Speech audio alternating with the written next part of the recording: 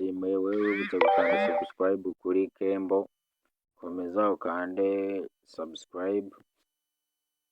Right now ngiye kukwereka uburyo wamenya ko nta channel history ufite, uburyo utaba monetize, uburyo utagira iki nyine, ntago waba monetize nta channel history ufite, ntago bishoboka, ntago bibaho ko bishobora kurangira birangira n'ubundi nta monetization uhawe, n'ubundi urimo urakorera ubusa, of course urimo uragenda ukorera ubusa nyine tu.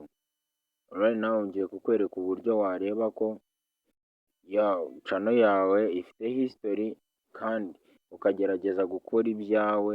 Of course ntago baguha monetization bari kukurega used content.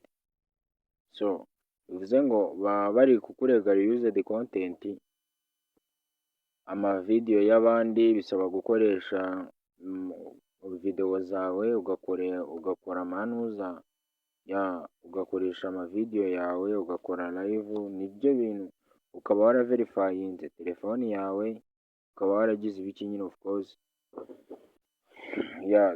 boro yawe ikaba ihagaze fresh, ntago hariho warning, copyright, strike, ntago wakapplyinga monetization. Niyo wakuzuza ute bisaba ko amezi 3 abanza akarangira kandi nabwo warayirekaranye.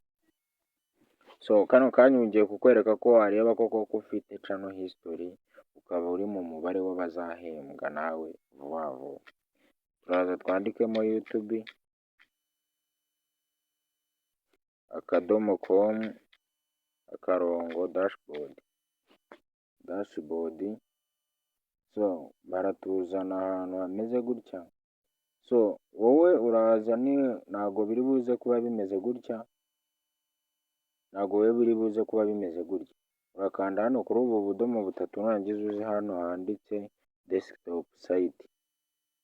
Of course hano hari akantu ka setting kari hano hasi mu nguni ibumoso, turaza tuyikandeho, turangiza dukande kuri channel,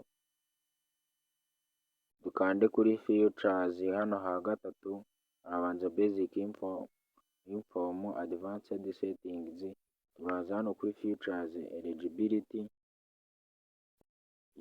Of course urabibona ko ngewe standard features iri enable, n'iyi intermediate features iri enable. Bivuze ngo advanced features ntago ngewe ntago iri verify. Of course urabona ngewe nakoresheje amavideo y'abandi, nta gihe kimaze. Of course urabona ko ngewe nta monetization bama, kubera ko nta channel history mfite, ntago YouTube channel yanjye imaze igihe. Of course nta gihe kinini maze, niyo mpamvu nta history ntago wabona monetization. Gerageza ukore content yawe, ugerageze wirinde ayo copyright. Of course bizarangira ubonye monetization, naho ngeweho ntago byakunda kubera ko nta channel history